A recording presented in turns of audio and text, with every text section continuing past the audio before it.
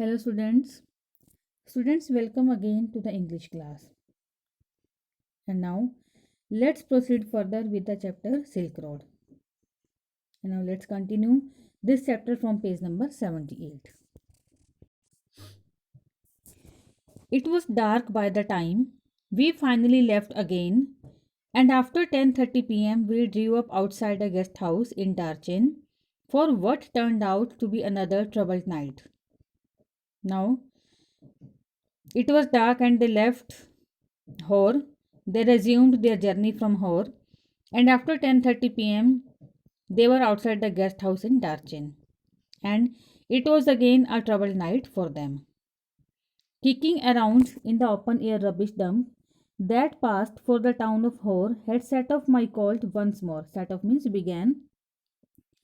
Though, if truth be told, it had never quite disappeared with my herbal tea. Now, because of rubbish dump in Hor, again he was suffering from cold. The cold had begun again, and now he says the truth that it had never disappeared. His cold had not disappeared earlier also with his herbal tea. One of my nostrils was blocked again, and as I lay down to sleep, I wasn't convinced that the other would provide me with sufficient oxygen. Now one of his nostrils was blocked and he was not able to sleep now. And as he laid down to sleep, he was not convinced that the another nostril would provide him sufficient oxygen. He would not be able to inhale sufficient oxygen with the another nostril, as one of his nostrils was now blocked. My watch told me I was at 4,760 meters. Now he was at the height of 4,760 meters. It wasn't much higher than Ravu, although it was not much higher than Ravu, and there I had been gasping for oxygen several times every night. Gasping means feeling breathless. Even at Ravu also he was feeling breathless for the he was not able to get oxygen several times every night. I had grown accustomed to these nocturnal disturbances by now. Nocturnal means at night, but they still scared me. Accustomed means used to. Now he had become habitual, he was used to these nocturnal disturbances. He often got disturbance at night, but still he was scared. Tired and hungry, I started breathing through my mouth. Now he was tired, he was also hungry. Then he started breathing through his mouth. After a while, I switched to single nostril power, which seemed to be admitting enough oxygen, but just as I was drifting off, I woke up abruptly. Drifting off means sleeping. Switched means changed. Now he changed to single nostril power. Now he was feeling that he would be able to get enough oxygen, but as he was trying to sleep, he couldn't sleep. He woke up abruptly, he woke up suddenly. Something was wrong. Something went wrong with him. My chest felt strangely heavy and I sat up. Now he was feeling his chest heavy and then he sat up. A movement that cleared my nasal passages almost instantly and relieved the feeling in my chest. Curious, I thought. But as he sat up, it was a moment that he cleared his nasal passage instantly, and now he was feeling relief. He was feeling relief in his chest. Curious, I thought, and he was thinking that it was strange that he was feeling relief now. I lay back down and tried again. Again, he laid, but he again tried. Same result. I was on the point of disappearing into the land of Nod.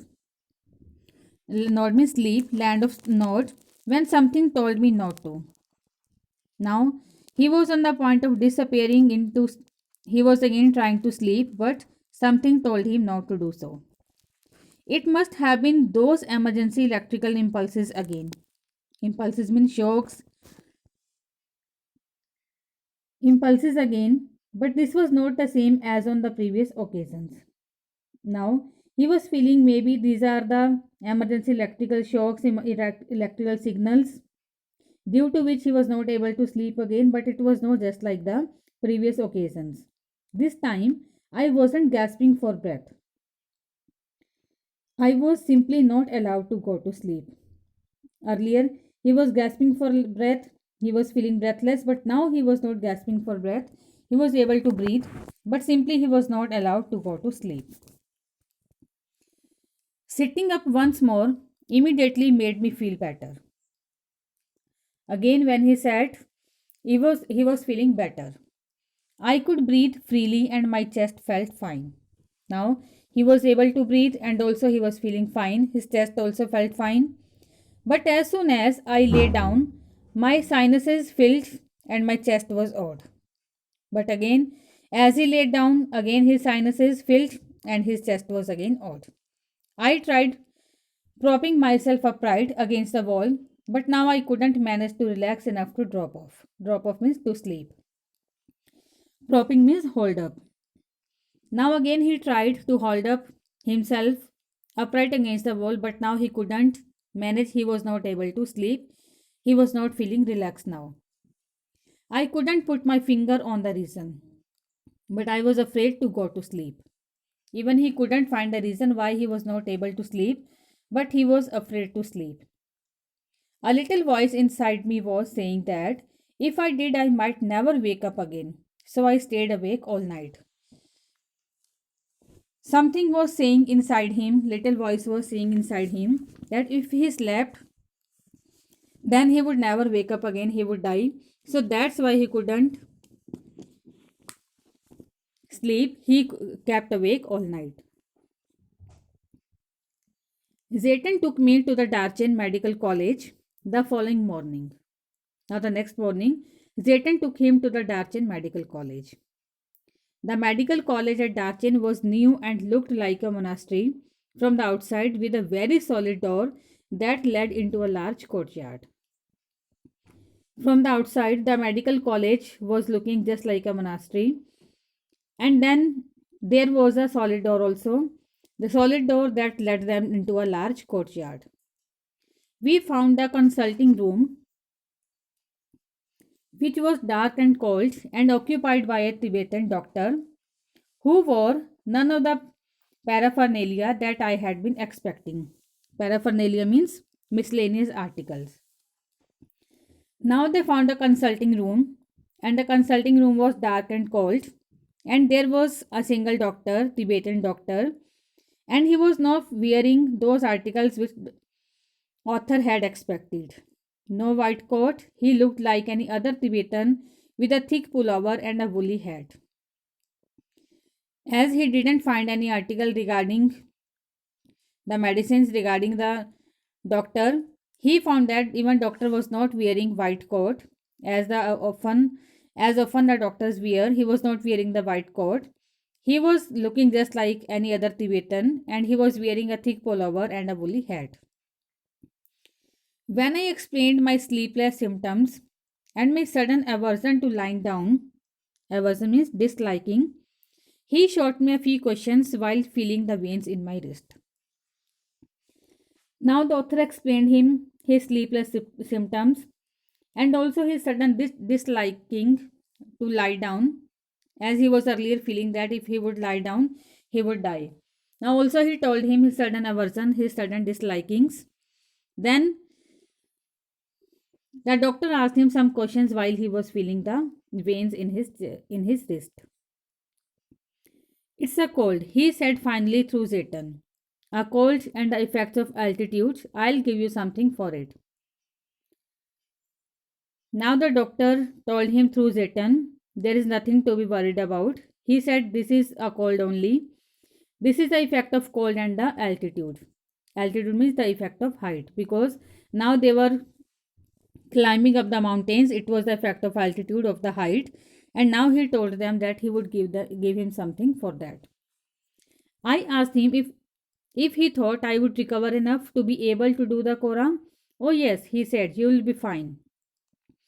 Now the author asked him if he would be able to do Quran. Then doctor assured him that he would be fine and he would be able to do so. I walked out of the medical college clutching a brown envelope. Clutching means holding tightly. a brown envelope stuffed with 15 screws of paper. Now he came out of the medical college and he was carrying a brown envelope which was filled with 15 pieces of paper. I had a 5-day course of Tibetan medicine which I started right away. And he had given him medicine for the 5 days and he started taking it at the same moment. I opened an after breakfast package and found it contained a brown powder that I had to take with hot water. Now he opened the after breakfast package, and he found that it contained a brown powder, and then he took it with the hot water. It tasted just like cinnamon. The contents of the lunchtime and the bedtime packages were less obvious identifiable. But the contents of lunchtime and bedtime packages was not identifiable. He couldn't identify.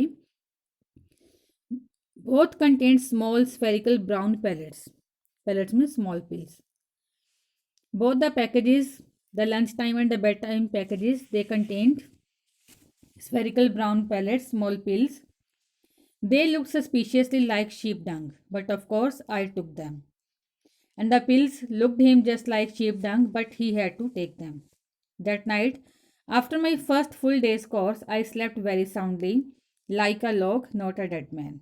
Now, that night, he was able to sleep soundly, and he slept like a log, not a dead man, like a log of wood.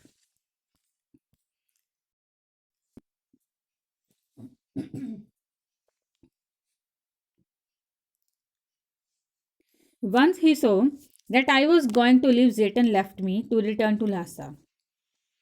As a Buddhist, he told me he knew that it didn't really matter if I passed away, but he thought it would be bad for business. Now, when Zayton found that the author was alright, now he was able to live, then he left, he returned to Lhasa, and then while going, he said, as a Buddhist, he told the author that he knew that it didn't really matter if he passed away, if he died, but he thought that it would be bad for the business, as he was his customer. Darchen didn't look so horrible after a good night's sleep. Earlier, he was saying that Darchen was not a good place, but now he was feeling that he had taken a good night's sleep. He was feeling that Darchen was not so horrible as he had thought.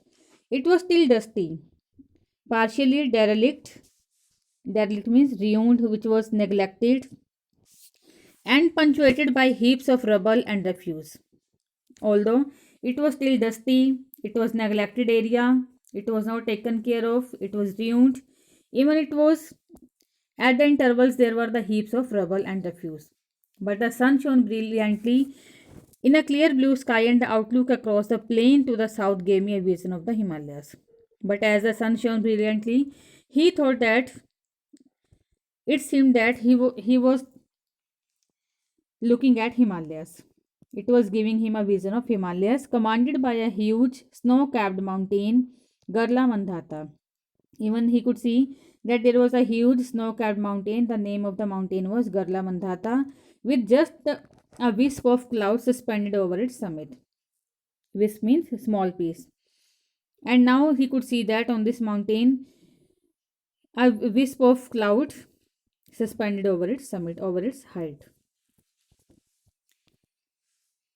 The town had a couple of rudimentary general stores selling Chinese cigarettes. Rudimentary means the general store selling basic necessities. The town had a couple rudimentary general stores selling Chinese cigarettes, soap, and other basic provisions, as well as the usual strings of prayer flags. Now there was a general store from where he could find all the basic things of necessities, just like cigarettes, soaps, and other basic provisions, as well as the usual strings of prayer flags. In front of one, men gathered in the afternoon for a game of pool. The battered means very badly damaged, table looking supremely in congruous in the open air. Incongruous means strange. While nearby, women washed their long hair in the icy water of a narrow brook that babbled down past my guest house. Babble means flowing and making sound while flowing. And now near his guest house, he could see that in front of that, the men gathered in the afternoon for the game of pool, and there was a very badly damaged table which was looking very strange in the open air. And nearby that, women washed their long hair in the icy water of narrow brook, narrow river that flowed down past his guest house. Darchan felt relaxed and unhurried, but for me it came with a significant drawback. There were no pilgrims. Now he felt very much relaxed there, and also he felt Darchan was unhurried place, but it came with a significant drawback as there was no pilgrim. I had been told that at the height of the pilgrimage season, the town was bustling with visitors. As the author had expected that at this time there there would be much noise of the visitors, he would find many visitors. Many brought their own accommodation, enlarging the settlement round its edges as they set up their tents with which spilled down onto the plain. Spilled means spread. As he had heard that many visitors came there at this time, and also they brought their accommodations, they enlarged the settlement round its edges as they set up their tents which spread down onto the plains. I had timed my arrival for the beginning of the season. Even he had planned in the starting of the season, for the beginning of the season, that he would go there, but it seemed I was too early. But now it seemed to the author that he had arrived here too early. It was not still, the season had not arrived. One afternoon, I sat pondering my options over a glass of tea. Pondering means thinking. In Darchen's only cafe. Now, one afternoon, he was thinking, he was pondering my options, he was thinking on his options, and also he was taking a glass of tea in Darchen's only cafe. After a little consideration, I concluded they were severely limited. But now, after he thought, then he came to the conclusion that his options were limited. Clearly, I hadn't made much progress with my self help program on positive thinking. Even he was not successful on his positive thinking, on his self help program. In my defense, it hadn't been easy with all my sleeping difficulties, but however I looked at it, I could only wait. Now, it was not easy for him to think over something with his sleeping difficulties, but however he was positive, he had only to wait. The pilgrimage trail was well trodden, but I didn't fancy doing it alone. Well trodden means much frequented by travelers. The pilgrimage trail was well trodden. Frequently, visitors were coming there, but he was not thinking of doing it alone. The Kora was seasonal because parts of the route were liable to blockage by snow. The Kora was seasonal because of the blockage because of the routes were liable to blockage by snow. As there could be snowfall, so that's why Kora was seasonal. As because of the snowfall, the routes were blocked. I had no idea whether or not the snow had cleared, but I wasn't encouraged by the chunks of dirty ice that still clung to the banks of Darchen's brook. Now he had no idea whether the snow would be cleared or not, but he was not encouraged by the chunks of dirty ice that he could see still clung to the banks of the Darchen's river. Since Zayton had left, I hadn't come across anyone in Darchen with enough English to answer even this most basic question. Now, there was one more problem, that was the problem of communication his with anyone, as there was not any English, and he was as Zayton had left him, and now he was not able to get the answer of his basic questions. Until that is, I met Norbo, but it was only till then, until he had not met Norbu. Norbu was one more. visitor whom he had met. He was also an English. The cafe was small, dark, and cavernous with a long metal stove that ran down the middle. Now there was a cafe where he was sitting. It was small, it was dark and cavernous. It was vast, just like a cave, with a long metal stove that ran down the middle. There was one metal stove that was kept inside the cafe. The walls and ceilings were wreathed in sheets of multicolored. Wreathed means wrapped. The walls and ceilings of the cafe were covered in sheets of multicolored plastic of the striped variety. Plastic of the striped variety, broad, blue, red, and white, that is made into stout. Stout means firm, voluminous, very big shopping bags sold all over China and in many other countries of Asia as well as Europe. Now he tells here about the plastic. The walls and ceilings were wrapped with the plastic sheets. The plastic that was of the striped variety in different colors, blue, red, and white, and also that was made in form in big shapes in the big shopping bags that were sold all over China, not only in China and in many other countries of Asia as well as Europe. As such, plastic must rate as one of the China's most successful exports along the Silk Road today. And now he says here that the plastic is one of the China's most successful exports that are also exported through the route of Silk Road. So in this para, the author has told about the plastic that is exported from China through the Silk Road. The cafe had a single window beside which I had taken up position so that I could see the pages of my notebook. I had also brought a novel with me to help pass the time.